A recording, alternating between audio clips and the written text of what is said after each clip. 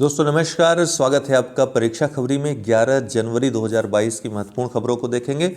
इसके पहले आगे बढ़ें, यूपी पीसीएस प्रीलिम्स और मुख्य परीक्षा 2022 दोनों की साथ साथ या अलग अलग तैयारी करना चाहते हैं तो 9453775039 हमारा व्हाट्सएप नंबर है।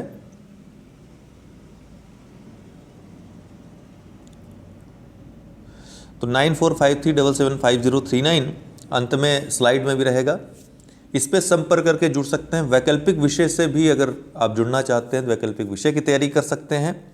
तो संपूर्ण तैयारी को व्यवस्थित रूप देने के लिए आप हमारे टेलीग्राम कार्यक्रम से जुड़ सकते हैं और यहाँ पर संपूर्ण मटेरियल आपको मिलेगा। कुछ भी अलग से, जो कि बार बार लोग पूछते हैं, कुछ भी अलग से पढ़ने की जरूरत नहीं पड़ेगी आपको। ठीक है, सारे वीडियोस, पीडीएफ, टेस्ट वगैरह सब आपको मिलेगा इस कार्यक्रम में, आंसर राइटिंग, मुख्य परीक्षा में और सारे मटेरियल।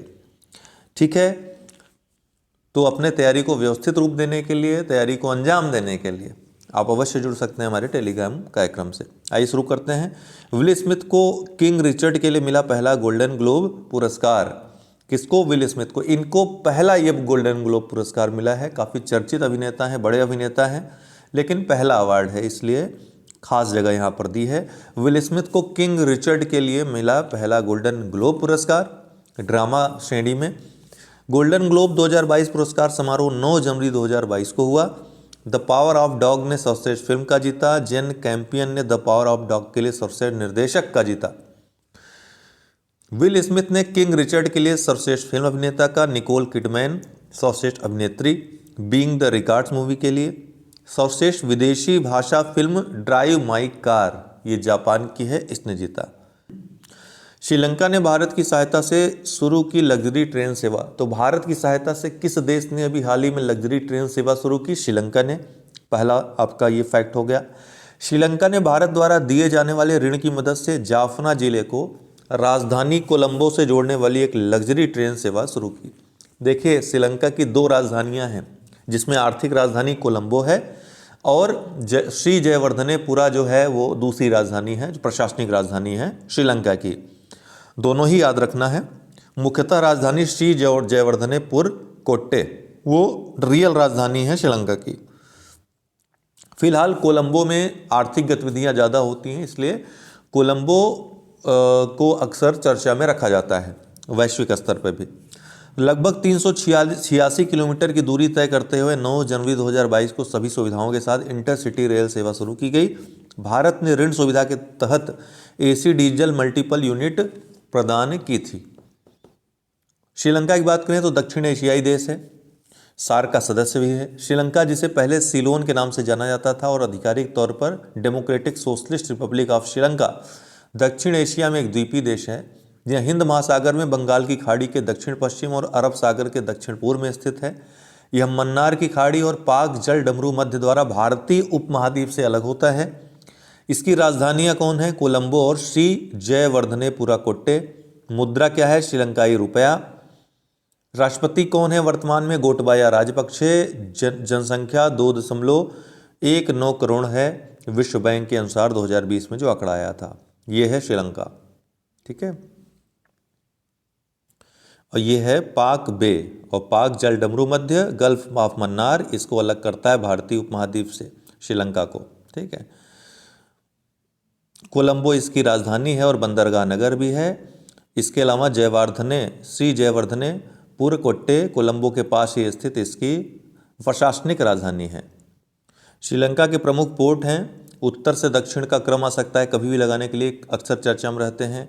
तो सबसे उत्तर में कौन सा है? ट्रिकोमाली, क्या बोलते हैं इसको? ट्रिंकोमोली पोर्ट चर्चा में रहता है। हम्बनटोटा पोर्ट जो सबसे आपको दक्षिण में दिख रहा है, हम्बनटोटा पोर्ट, ये भी काफ़ी चर्चा में रहता है, ये दक्षिण पूर्व में है। इसके अलावा गल्ले पोर्ट है और कोलंबो पोर्ट, तो ये प्रमुख पोर्ट हैं। इसमें सबसे महत्वपूर्ण पोर्ट कौन सा है, बंदरगाह कौन सा है? कोलंबो बंदरगाह है। अब कितना खतरनाक है डेल्टाक्रॉन? अब देखिए, डेल्टा वेरिएंट और ओमिक्रॉन वेरिएंट, ये दोनों मिल करके एक नया वेरिएंट बन गए हैं। इसका नाम है डेल्टाक्रॉन और ये साइप्रस, जो कि यूरोपीय देश है, भूमध्य सागर में स्थित एक द्वीप है, वहाँ पर ये पाया गया है। तो साइप्रस में पाया गया डेल्टाक्रॉन नामक नया कोविड वेरिएंट साइप्रस के वैज्ञानिकों ने डेल्टा और ओमिक्रॉन दोनों प्रकारों को मिलाकर डेल्टा ओमिक्रॉन के रूप में डब किए गए कोरोना वायरस के एक नए वेरिएंट का पता लगाया है। रिपोर्ट्स के मुताबिक अब तक 25 मामलों का पता चला है। 25 में से 11 मरीज अस्पताल में भर्ती थे, जबकि शेष आम जनता के थे। अस्पताल में भर्ती मरीजों में उत्परिवर्तन की आवृत्ति अधिक थी। आगे देखने वाली बात होगी कि ये कितना प्रसारित होता है, कितना खतरनाक होता है। साइप्रस की बात करें तो मध्य पूर्व में जो देश है एक टर्की, जो कि अनातोलिया द्वीप पे स्थित है। टर्की के ठीक दक्षिण में साइप्रस स्थित है। ठीक है, तो साइप्रस ये इसकी राजधानी है निकोसिया। ये भूमध्य सागर में पूरी तरह से स्थित देश है। कभी कभी इसको एशिया में भी शामिल मान लिया जाता है, लेकिन ये यूरोपीय महाद्वीप में आता है। इसकी मुद्रा जो है यूरो है। साइप्रस की राजधानी निकोसिया है। राष्ट्रपति निकोस अनास्तासिदेस हैं इसके। ठीक है, मध्य पूर्व का देश है, इसलिए कभी कभी एशिया के देशों में भी इसको सम्मिलित कर लिया जाता है। वित्त वर्ष 2022 में वास्तविक जीडीपी लगभग 9.5% की दर से बढ़ेगी। एसबीआई इकोवैप ने ये अपने आंकड़े में दिखाया है। हालांकि ये इतना महत्वपूर्ण नहीं है, इसको छोड़ दीजिए। उत्तर प्रदेश सरकार ने किया, देखिए बहुत सारे रेटिंग एजेंसीज हैं जो आंकड़े देती हैं, ये सब जानने महत्वपूर्ण होते नहीं। विश्व bank, IMF, reserve bank, Bharat सरकार आर्थिक समीक्षा, इतना बहुत है। या फिर एडीबी हो गया, एशियन डेवलपमेंट बैंक हो गया, तो इतना ही इनके आंकड़े पूछे जाते हैं। या अग्रिम अनुमान कोई आया हो रिजर्व बैंक के द्वारा, वित्त मंत्रालय के द्वारा, वो महत्वपूर्ण होता है। ऐसे तो बहुत सारी संस्थाएं जारी करती हैं। उत्तर प्रदेश सरकार ने किया नेपाल सीमा के पास 4 गांवों को राजस्व गांव घोषित। कहाँ? नेपाल सीमा के पास। किसने? उत्तर प्रदेश सरकार ने। मोस्ट इंपॉर्टेंट, उत्तर प्रदेश सरकार ने जिले में नेपाल सीमा के पास 4 गांवों को राजस्व गांव घोषित किया है।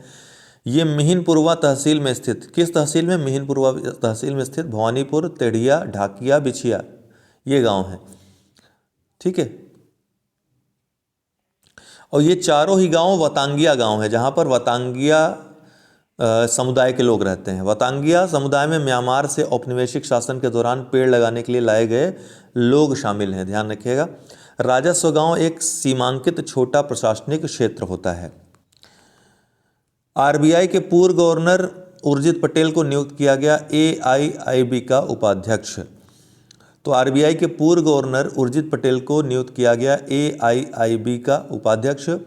आरबीआई के पूर्व गवर्नर जनरल उर्जित पटेल को बीजिंग स्थित, कहाँ स्थित है एआईआईबी? बीजिंग बहुपक्षीय वित्त पोषण संस्थान Asian infrastructure investment bank, AIIB का फुल फॉर्म क्या है? एशियन इंफ्रास्ट्रक्चर इन्वेस्टमेंट बैंक का उपाध्यक्ष नियुक्त किया गया है। भारत एआईआईबी का संस्थापक सदस्य है, जिसके पास चीन के बाद दूसरा सबसे बड़ा वोटिंग शेयर है इस संस्था में। उर्जित पटेल 3 वर्ष के कार्यकाल के साथ एआईआईबी के 5 उपाध्यक्षों में से एक होंगे। यह निर्वतमान उपाध्यक्ष डीजे पांडियन का स्थान लेंगे। हेडक्वार्टर भी पूछ लेता है एआईआईबी का कभी कभी, तो कहाँ है? बीजिंग में है, याद रखिएगा। एशियाई अवसंरचना निवेश बैंक या एआईआईबी है क्या? तो एशियाई अवसंरचना निवेश बैंक एक बहुपक्षीय विकास बैंक है, जिसका उद्देश्य एशिया में सामाजिक आर्थिक परिणामों को बेहतर बनाना है। यह नई पूंजी को अनलॉक करने और हरित प्रौद्योगिकी सक्षम और क्षेत्रीय कनेक्टिविटी को बढ़ावा देने वाले बुनियादी ढांचे में निवेश कर ग्राहकों को की जरूरतों को पूरा करता है। इसकी स्थापना एआईआईबी आर्टिकल्स ऑफ एग्रीमेंट 25 दिसंबर 2015 से जो लागू हुआ नामक एक बहुपक्षीय समझौते के माध्यम से की गई थी। समझौते के पक्षकार जो 57 संस्थापक सदस्य देश थे, इनके लिए बैंक की सदस्यता अनिवार्य है। एआईआईबी के सदस्य देशों की संख्या अब बढ़कर 102 पहुंच गई है। अर्थात अगर पूछा जाए कि सिर्फ एशिया के ही देश इसमें इसके सदस्य हैं तो गलत हो जाएगा। एशिया के ही नहीं, अन्य रीजन के भी जो कंट्रीज़ हैं वो इसके सदस्य हैं। इसका मुख्यालय बीजिंग में है। जनवरी 2016 में इसका परिचालन शुरू हुआ था। भारत के पहले स्वदेशी विमानवाहक पोत विक्रांत का समुद्री परीक्षण शुरू हो गया है। तो भारत के पहले स्वदेशी विमानवाहक पोत विक्रांत का समुद्री परीक्षण शुरू हो गया है। स्वदेशी मतलब स्वदेश निर्मित। भारत के पहले स्वदेशी विमानवाहक पोत विक्रांत को 9 जनवरी 2022 को महासागर में जटिल युद्धाभ्यास करने के लिए समुद्री परीक्षणों के एक और सेट के लिए रवाना किया गया। इसे अगस्त 2022 तक भारतीय नौसेना में शामिल किया जाएगा। भारत में बनने वाले सबसे बड़े और सबसे जटिल युद्धपोत 40,000 टन वजनी विमान वाहक पोत ने अक्टूबर 2021 में 10 दिवसीय समुद्री परीक्षण सफलतापूर्वक पूरा किया। डेली करंट क्विज देख लीजिए। शिक्षा मंत्रालय ने हाल ही में एक मंच पर छात्रों को सर्वोत्तम विकसित एडटेक समाधान और पाठ्यक्रम प्रदान करने के लिए एक नई पहल की घोषणा की है। एडटेक प्लेटफॉर्म का नाम क्या है इसका? तो नाम है नीट 3.0। तो केंद्रीय शिक्षा मंत्री श्री धर्मेंद्र प्रधान ने प्रौद्योगिकी के लिए राष्ट्रीय शैक्षिक गठबंधन NEAT नीट 3.0 और AICTE द्वारा निर्धारित क्षेत्रीय भाषा की पाठ्य पुस्तकों का शुभारंभ किया। बैंकों को घरेलू व्यवस्थित रूप से महत्वपूर्ण बैंकों DSIB के रूप में वर्गीकृत करने के लिए RBI द्वारा कितने वर्गीकरणों का उपयोग किया जाता है? तो कुल 5 वर्गीकरणों का उपयोग किया जाता है। तो DSIB बैंकों को 5 बकेट में वर्गीकृत किया गया है। Bucket 1, bucket 2, bucket 3, bucket 4, bucket 5। Bucket 5 सबसे महत्वपूर्ण है और इसके बाद घटते क्रम में जैसे कि फिर 5, फिर 4, फिर 3, फिर 2, फिर 1, इस तरीके से। रेस्ट इन डिक्रीजिंग आर्डर रहा होगा इंग्लिश में, तो गूगल बाबा ने थोड़ा सा ट्रांसलेशन में गलती कर दी है, आराम कर दिया है रेस्ट को। भारतीय रिजर्व बैंक ने मनी ट्रांसफर सर्विस स्कीम के तहत अंतर्राष्ट्रीय प्रेषण व्यवसाय शुरू करने के लिए किस भुगतान बैंक को मंजूरी दी है? तो फिनो पेमेंट्स बैंक को।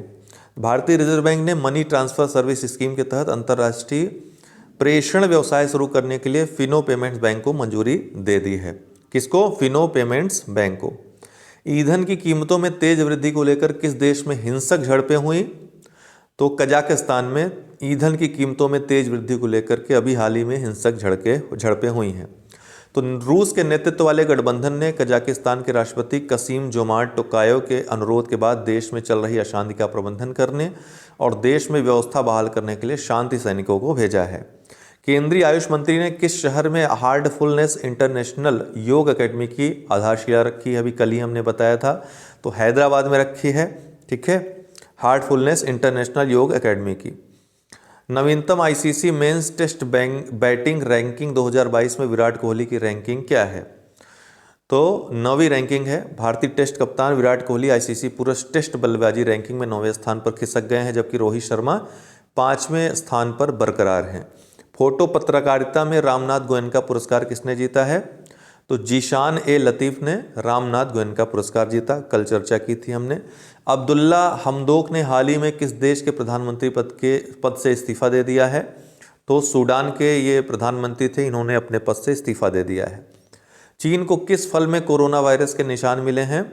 तो ड्रैगन फल में कोरोना वायरस के निशान मिले हैं। रिपोर्ट के अनुसार वियतनाम में से आयोजित ड्रैगन फ्रूट में कोरोना वायरस के निशान पाए जाने के बाद चीन ने कई सुपरमार्केट बंद कर।